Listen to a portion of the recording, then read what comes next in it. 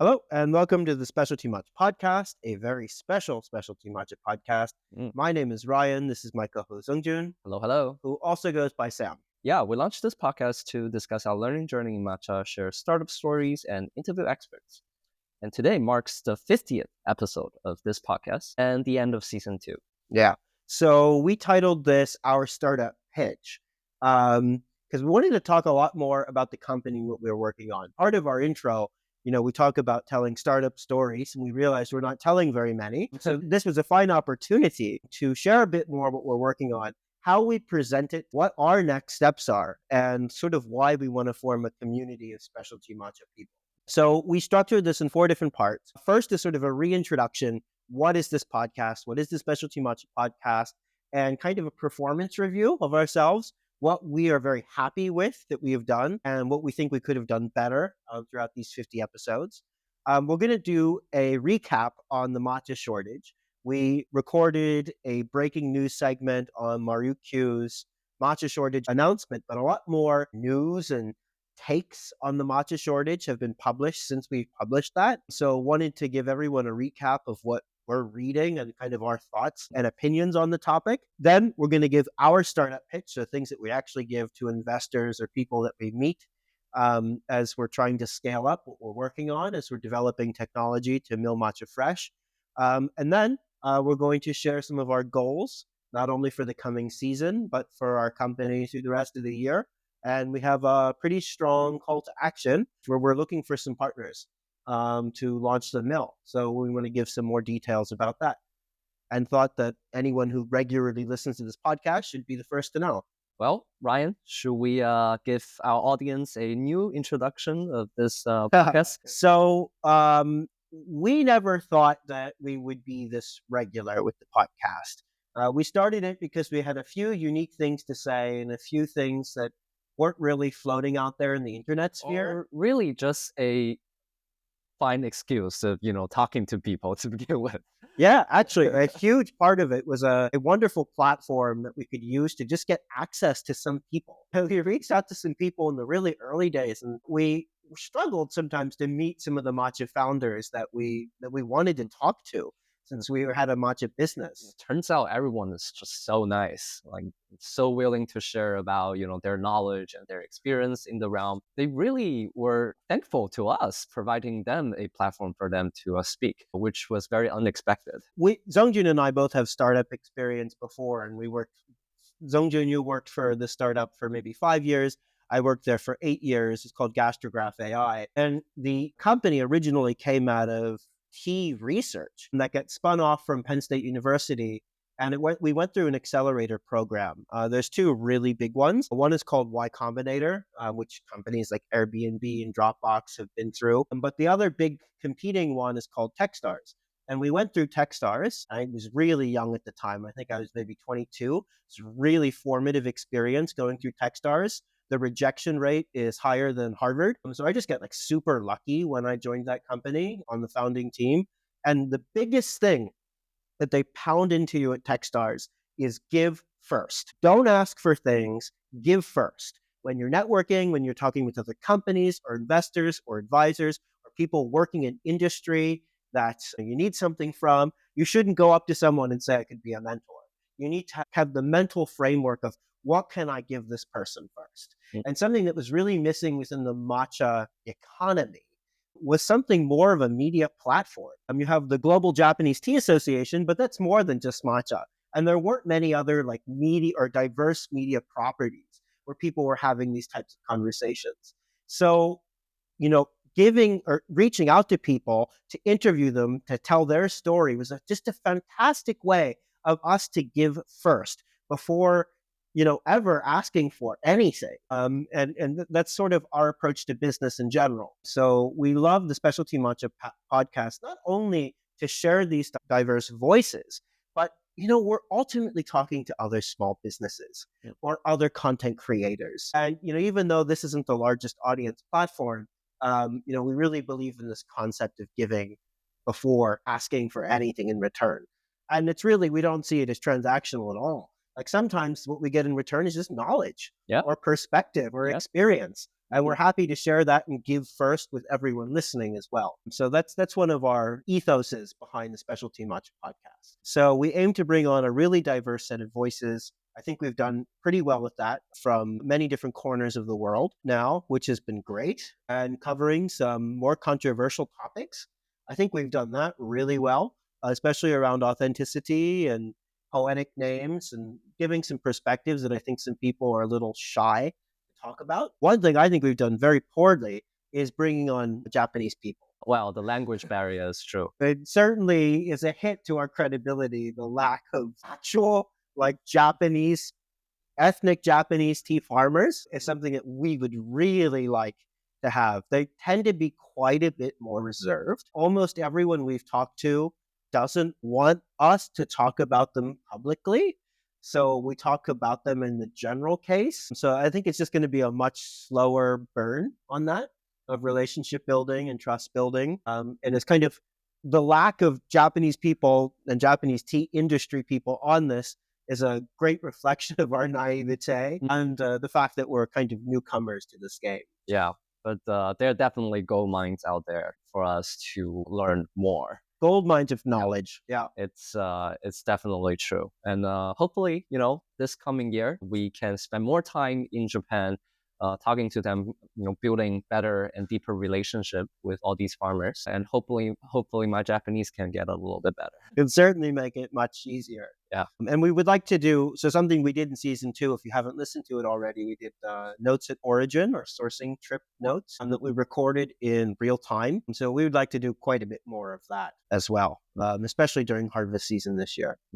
The other thing that I think we can do better, or we haven't actually really tried, is to bringing multiple perspectives at once. Yes. So having multiple guests in one episode, in one conversation, I think will be very, very interesting. Because this is not only a platform that we aim to build and learn and share for us or for just one perspective. It's also a platform that we really hope can be a information center for all the content creators and the industry friends out there too. And sort of our economic incentive in building this, and this will be, we'll talk a bit about this more during our startup pitch, and that we would like to share with everyone, is that we would like to see the specialty matcha blossom, much like the specialty coffee or third wave coffee did 20, 25 years ago at the turn of the last millennium. And one of the biggest barriers to entry is just knowledge in English.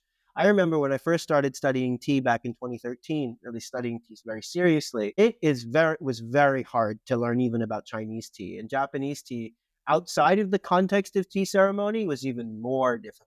So we really would like to see these barriers lowered, and so that more people are drinking and wanting specialty matcha. And we would like to kind of grow the whole size of the pie. And especially we would like to see more vendors and more businesses that are doing more value creation.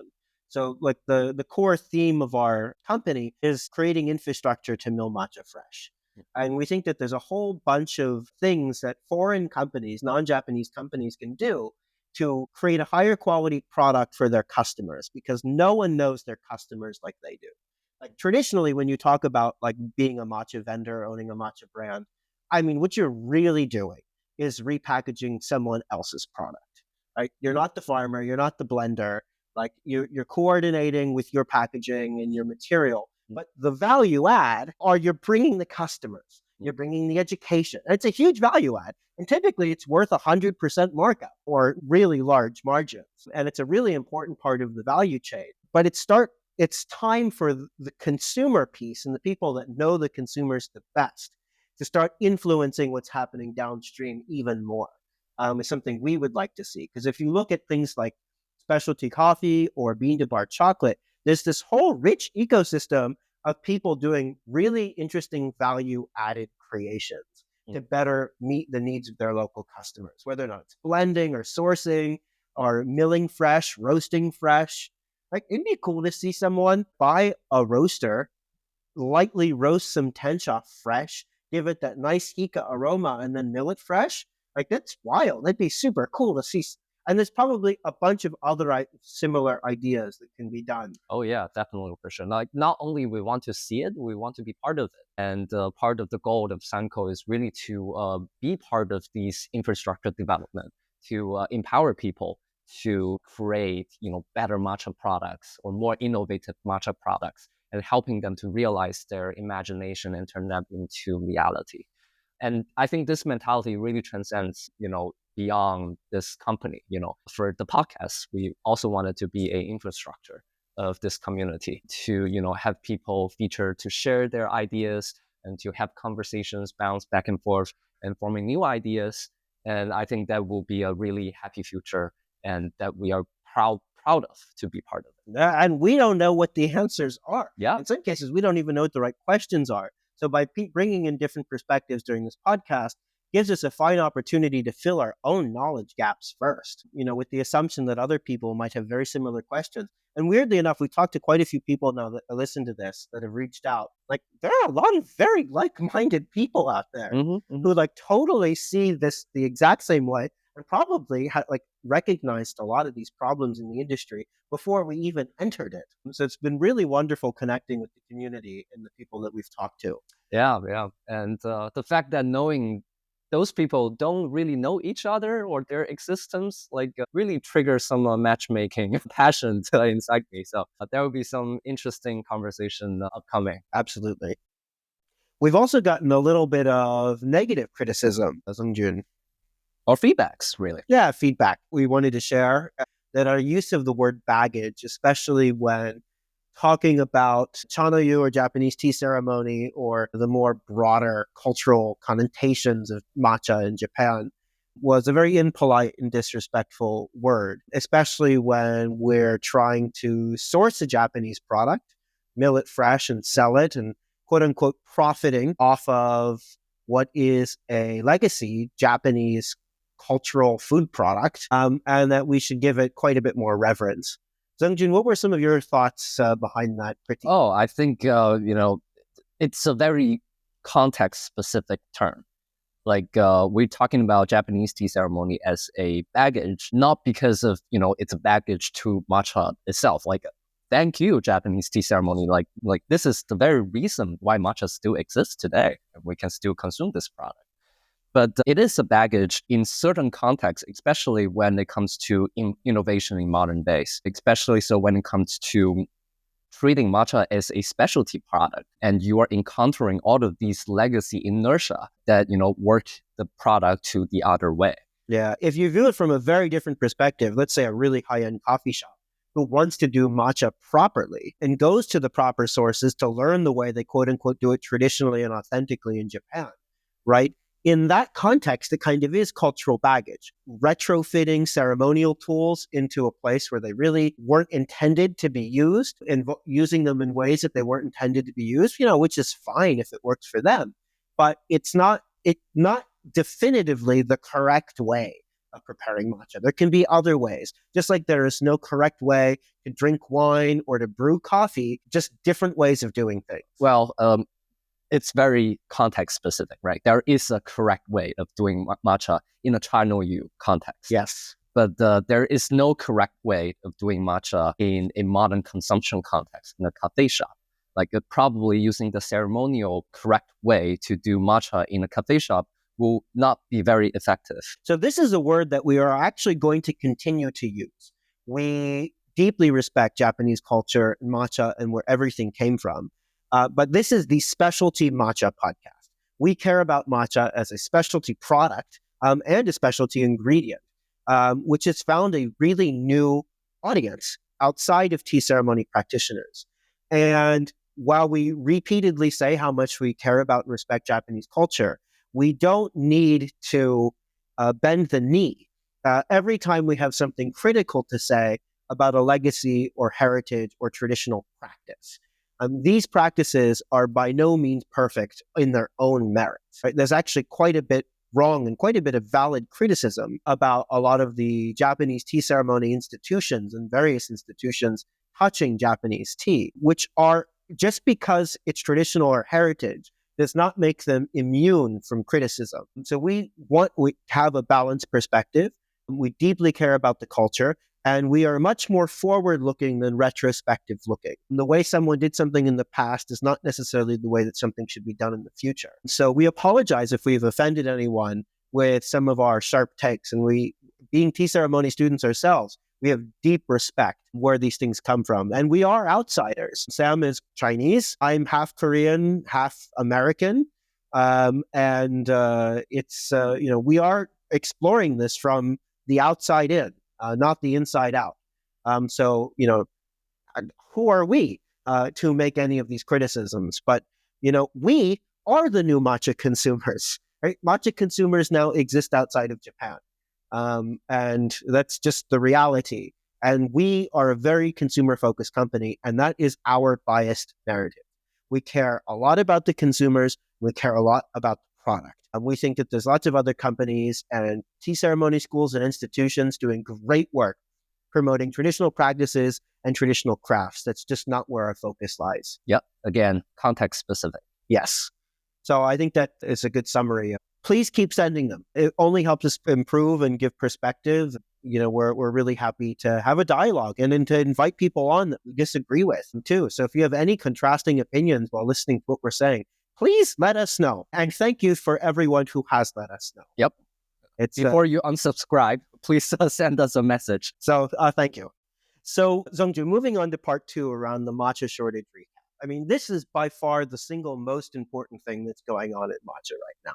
And everyone kind of has their own explanation and own hot take about what's going on with the matcha shortage. So when you go out to different media properties or different matcha companies, I've noticed that a lot of people actually have a slightly different explanation. There's some common threads, but the causes are you have different people emphasizing different things. One unique perspective came from Mark from Oika. I think he recorded a reel about this. And something that I don't think has been talked about enough is that there was a labor shortage during COVID. During COVID, I don't know if there were layoffs exactly, but there was a personnel shortage in the actual production. And, it takes about 3 to 5 years for a little baby tea bush, to go from being put in the ground to being something you can harvest any tea from. So, that time window dates back exactly back to COVID. When you look about a 3 to 5 year time horizon now that we're here in 2025. So, that was one impact. And obviously the massive tourism boom, which is something that Ian from Me had mentioned on that special podcast episode that we've done, especially since the yen is so weak. As an American, at least, it feels like you can go to Japan on a 20 to 40% discount. Yeah. It's time to YOLO. Yeah, really. Great time to travel to Japan. Yeah.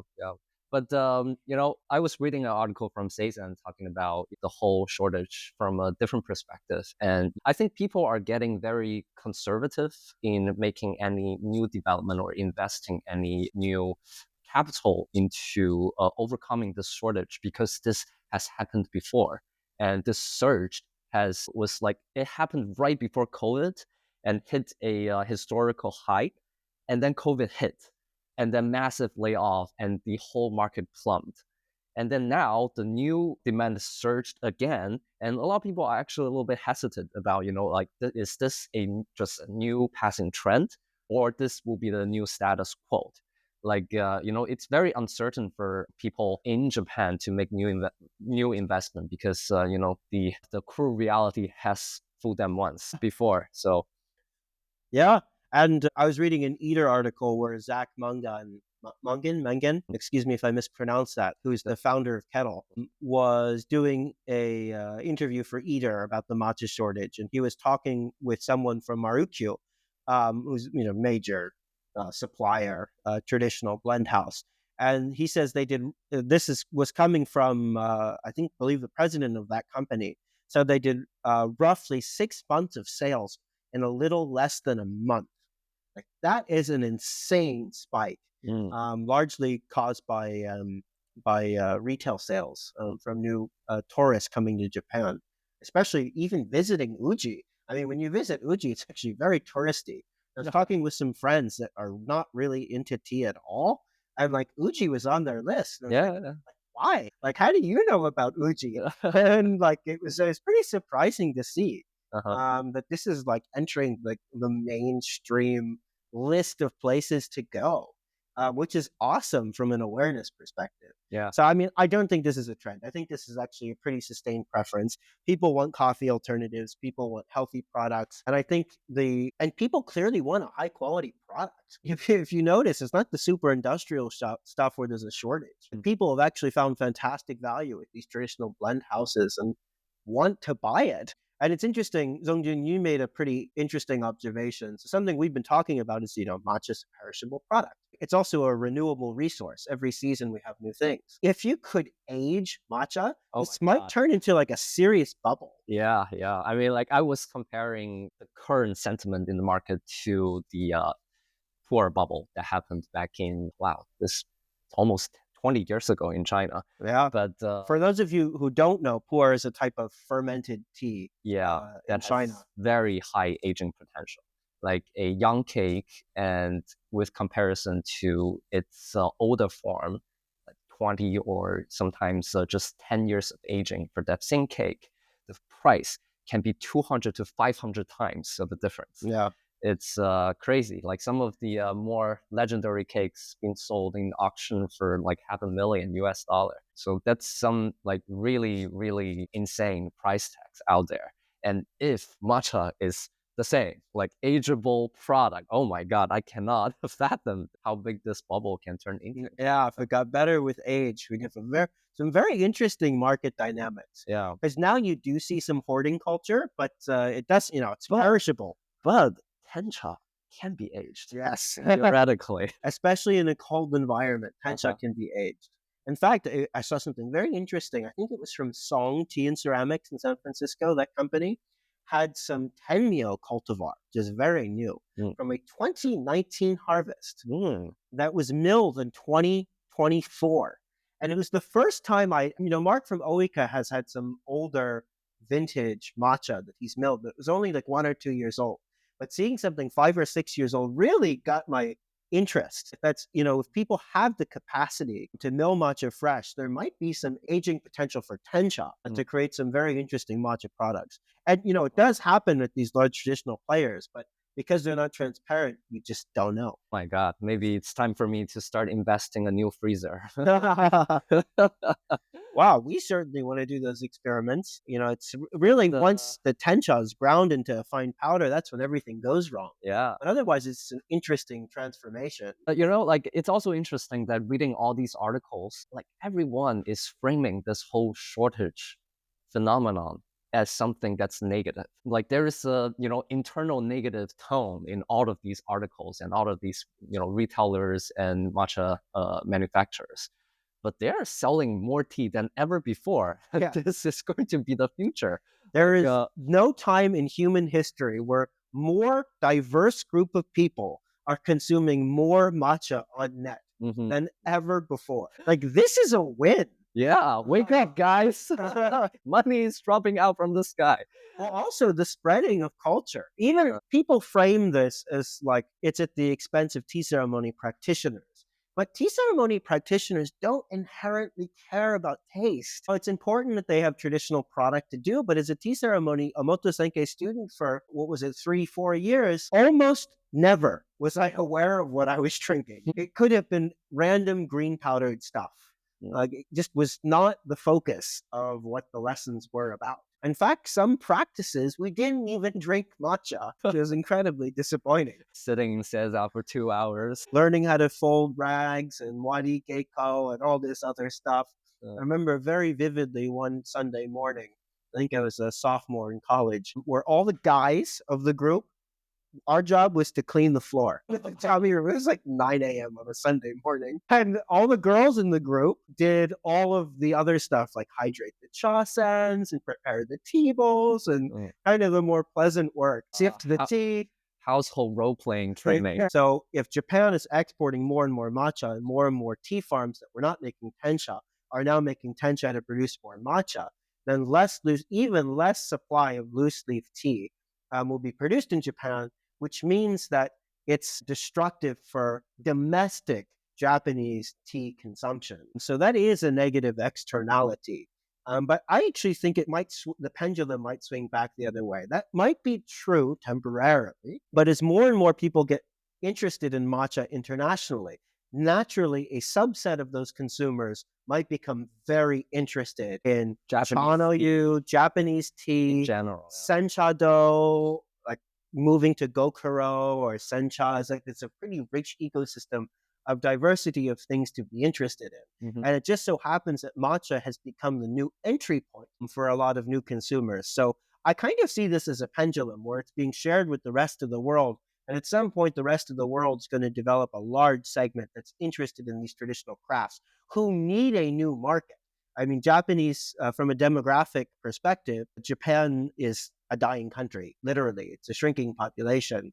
And so, in order for any of these arts to survive, you need domestic interest. And something that's often forgotten in all of these narratives, if you look at the number of tea farms that have been declining since like the 1980s, the 1970s and 80s were an incredibly weird time in Japan. Japan was just saturated with cash and money and like all of these rich businessmen who could afford to buy and support all of the parts of the matcha and tea and traditional craft value chain. I live in Paris now because my girlfriend found a job there. And there's a wonderful exhibition called Golden Threads.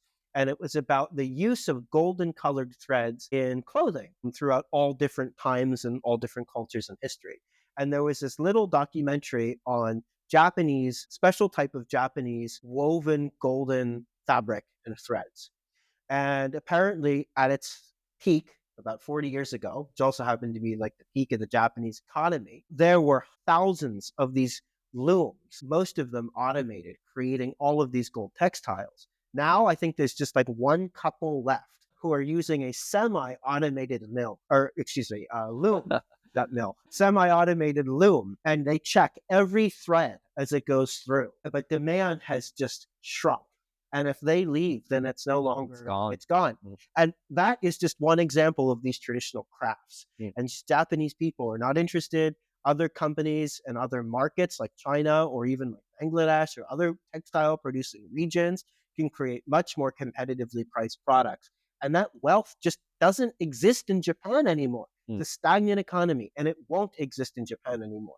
So actually, if it doesn't internationalize and get more people interested, yes, there are going to be some quote unquote matcha girlies on TikTok who are just guzzling it down like in an overconsumption scenario at worst, and at best, very thoughtfully, is probably where most consumers are anyway. I don't like this negative framing around going viral on TikTok. These are real people, like real people who are enjoying this product. Yeah, it's a real passion and real demands out there. And sharing it at a scale that's never been seen before. Now a single creator can get 10 million views on a reel or a TikTok, sharing it with a whole new group of people. And naturally, the subsegment of those people are going to swing back and create a new international demand for these types of crafts, which is what's actually needed for them to survive. And something that Mark from Oika talks quite a bit about is that the lifeline for the Japanese tea industry is not in the domestic market. So actually, we're quite excited about all of this. I think that's, for anyone that's Japanese listening to this podcast, I don't think there will be a lot, but we are happy to be part of this new trend and happy to build this future together. Yeah, and I think as a net industry, that's where it stands. Now, one really negative externality of the matcha shortage that no one's talking about that I think is worth a few minutes of airtime here is that these are suppliers to other small businesses. You have small businesses all over the world who are reselling things like Marukyu's products or Horin Shishimeyan's products or Ippodo's products. And they don't have stuff to sell. Look at Seizen as a fine example. They specialize in these traditionally blended products. They don't have anything to sell at the moment. That must hurt, right? And many other places as well that cannot be supplied, who are basically buying wholesale.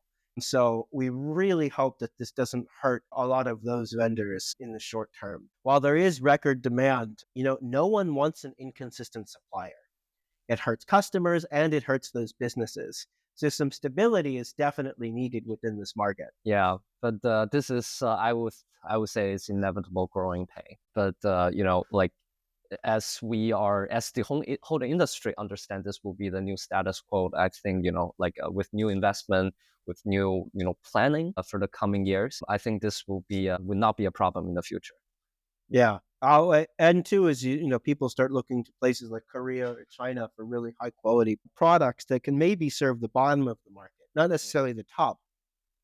But for random people just tasting, mixing stuff in a matcha latte in a random cafe setting, maybe they don't need the best. Yeah. Maybe and I mean that in the best way possible, but they could have a much more industrial product or a product that's not necessarily from Japan, and not everyone cares. I mean, honestly, if you're putting it in your bubble tea, do you need to have the best thing?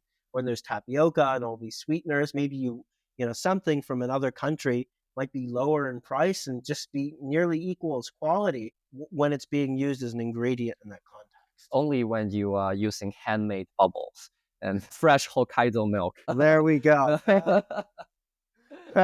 Sounds good. So that's our take on the matcha shortage after hearing all these different perspectives. We think it's a net spreading of culture, but certainly does have some negative externalities. The most common thread that everyone explains is that it can only be produced about once a year, which is interesting, but I don't think it's really the cause. I mean, the cause is just overwhelming demand. Natural constraints are in all industries, so it's not a cause. It can only be produced once a year, but every year there's a new batch coming. It's a renewable resource. It's a renewable resource. So I think it's a fine segue into sort of where we see ourselves in all of this and starting a new company. So Sanko, which is the company that runs the Specialty Matcha Podcast, is now about 2 years old. We've been commercially active, I think, for closer to 18 months. First 6 months of our existence was really figuring out what direction we wanted to point the company in. But we would like to share our startup pitch. And we apologize that we buried this so deeply given the expectations set in the title. But we're going to make it very short, kind of elevator pitch style. This is who we are. So at Sanko Matcha Products, our goal, our vision is to enable the creation of the highest quality matcha in the world at scale, and particularly help other people create the highest quality matcha in the world and at scale. We do this by creating technology to mill matcha fresh and to lower the barriers for preparing high quality matcha for both consumers at home and at cafes. We're also establishing direct sourcing relationships with Japanese tea farmers to create a Tensha supply for anyone who has our mill. But we're also going to keep our mill an open ecosystem. So we'd love to work with brands as well as using our milling technology and their Tensha supply and their brand to use this as infrastructure to create a very fresh product and to kind of rethink the existing supply chain for matcha products.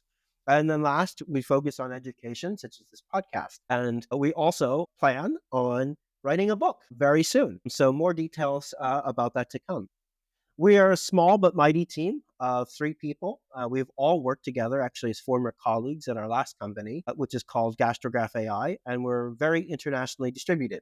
So Zongjun goes back and forth between the US and China. I'm from the States, but I live in France now, full time. And then our founding team member, Gwen, is based in the States. And so we're usually distributed across 3 time zones, which actually makes it very easy to help coordinate shipments and stuff. Yeah, to serve a pretty global audience. So it's been an advantage. So our background started at the Tea Institute at Penn State, which was an interdisciplinary tea research institute dedicated to the study and preservation of all tea ceremony.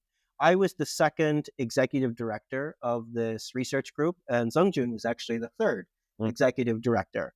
At any time, there were anywhere from about 30 to 40 student researchers there. And our mission was really to study and promote Japanese, Chinese, and Korean tea ceremonies. At the time, we were the only institution in the United States that hosted both a Motosenke and Urasenke schools of Chanoyu, or traditional Japanese tea ceremony. And we also brought in a lot of Chinese and Korean tea experts.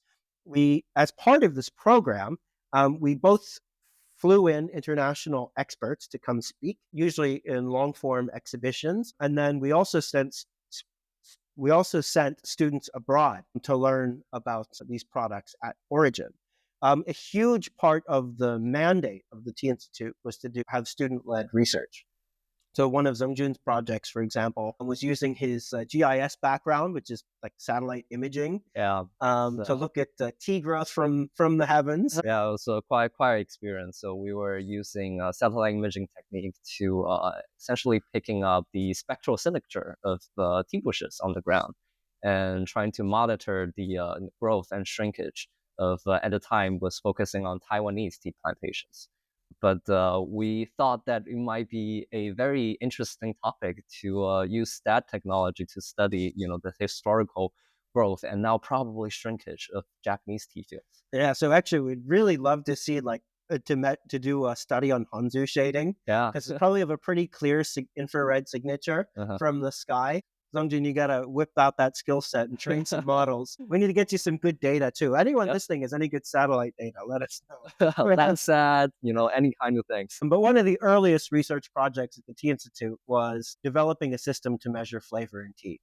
And using then more sophisticated methods than what was being used in traditional sensory science or the science of taste at the time. So the founder of the Tea Institute did research using AI methods, some cutting edge AI methods on predicting both perception and preference of flavor of tea, and then also started collecting a lot of data on coffee and other specialty products. It was a little difficult to recruit students outside the Tea Institute to taste tea.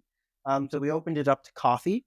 And it turns out it's easier to get Penn State students to show up to taste coffee and fill out a survey form. And then when we started doing beer tastings, we got a whole lot more students and didn't have any data problems at all.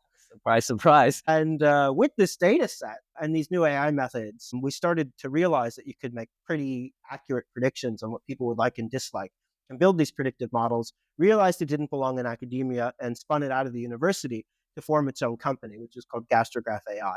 I was on the founding team of that before we did any sort of large-scale institutional rounds. And then Zongjun joined right after our Series Seed investment of $4 million from venture capitalists. So we moved to New York City. We went through Techstars. We started working with gigantic food and beverage companies. We found a really good product market fit in large FMCG, CPG products, as well as some of their suppliers. There's a whole industry called flavor houses, which sell and create flavors. So found great success there as well. And once Zongjun joined, part of our job, right after raising our Series Seed, $4 million, we had another data problem. We needed to collect much more international consumer preference data. So Zongjun and I went on basically a year-long road trip across over a dozen countries, collecting consumer preference data. So we basically landed in a country, worked with the local recruiting firm, went grocery shopping, had them taste a bunch of different flavors and combination of flavors, collected that consumer preference data that we then sent back to the team who are building preference models and selling them on to food and beverage companies. And so that was our life for a very long time until COVID kind of shut it down. And then after COVID, I continued to do that, and Zongjun kind of got stuck in China and did a lot of business development in Shanghai. So we did this cumulatively across all of our team, went to about 30 different countries in person and recruited anywhere from 100 to thousands of consumers to understand their preferences. So not only did we have hard metrics about what people like and dislike, we had a lot of anecdotal learnings from doing this. I think I'd been to around 18 to 20 countries just myself and doing that. And one thing that just became super obvious was that matcha showed up everywhere in places that I just wouldn't have expected, seemingly overnight. I was into matcha like a little bit before it was cool. It wasn't in every coffee shop when I started learning to it. Like matcha to me was a ceremonial ingredient with strong memories associated with Sunday mornings being yelled at to move something 2 centimeters to the left. And now I'm starting to see it in all these corners of the world. And we realized that there was a real opportunity here. So both as we were transitioning outside of our roles within that company much later on in 2022 and 2023, respectively, we wanted to see like, okay, what is like the biggest problem in matcha? Where can we add value? And what we really realized is that the whole existing supply chain and industry was serving yesterday's consumer for the most part. It was very ceremonial focused. And that the rapid growth, if you track that up and to the right, versus the innovation that was going on in matcha, these are two very divergent vectors or very divergent lines. And that what was needed was we had to have like this third wave moment of infrastructure to enable higher quality products, right? Third wave coffee and specialty coffee, they didn't need to invent espresso machines or gooseneck kettles or pour overs or PID controllers. These are all things that already existed and that just needed to be leveraged. All that infrastructure was there. But like people are still literally grinding things on these 25 kilogram stone mills. So we realized that probably the biggest quality barrier was the lack of efficiency to mill matcha fresh. So that was what we decided to work on. Our goal is to focus sort of tomorrow's customer. It's not a problem if you're in Japan. Domestic market, right? Everyone keeps fresh stocks. Like you have tencha getting milled into matcha and being quickly consumed. That's just not what the supply chain looks like anymore. Now it's got to sit on a boat or sit on a plane and go to someone else's warehouse, and then they got to sell it. And by the time this can gets to the consumer, it's been 6 months to 18 months, and the product is basically dead, right?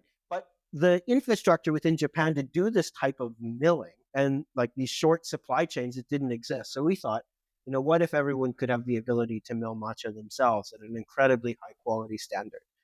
And then we're also really interested in creating a new line of equipment for preparation for cafes. The reality is that chasens and chawans and all of the existing preparation equipment for matcha has been designed and optimized from a form and function standpoint for centuries for a tea ceremony practitioner who's not using them very often and expected to treat them with a lot of care. Using these in a cafe where you're making 50 matcha lattes a day just doesn't make very much sense. It's not gonna work. I mean, like, it doesn't work well.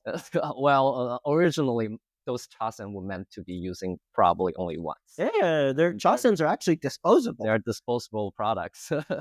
Now they're using like 50 times in some of the high volume cafes, probably in 2 hours. It's really we are retrofitting of a legacy product. Yeah. So we wanted to gather some agency to help change that, kind of in a very similar fashion that Fellow, the coffee company, does, that creates coffee equipment. We're very inspired by their aesthetic and form and function and want to do a very similar play, but on matcha and for matcha equipment. And so that's where we see ourselves fitting into the industry. And that's kind of our startup pitch. Not perfectly well rehearsed, but that's who we are and what we're working on. It's who we are for the moment. That's true. Yeah. Goals, will inevitably be changing along with the industry and the growing community. But, the core vision of us remained as a giver, a provider, a infrastructure builder for this community will remain the same. Yes. And we're heads down focused on creating a fresh milled matcha product and creating these mills to enable other people to mill it fresh. That is really our primary objective. We focus, that's our full-time job at the moment. And then everything else is just in service to the broader mission, whether or not it's this podcast or finding a tencha supply or working on other products to create matcha fresh. That's our sort of our secondary work and goals. So that is a fine segue into the last segment of this podcast, which is kind of our call to action. Our mill is creating things that taste really good.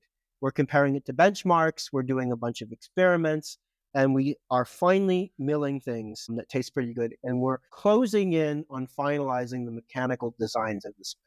Mm-hmm. Once we do that, we'll have a better sense of price. And we're also in parallel working on aesthetics. We are not going to do a gigantic splashy launch in the beginning. We want to run a beta program with what are essentially prototypes.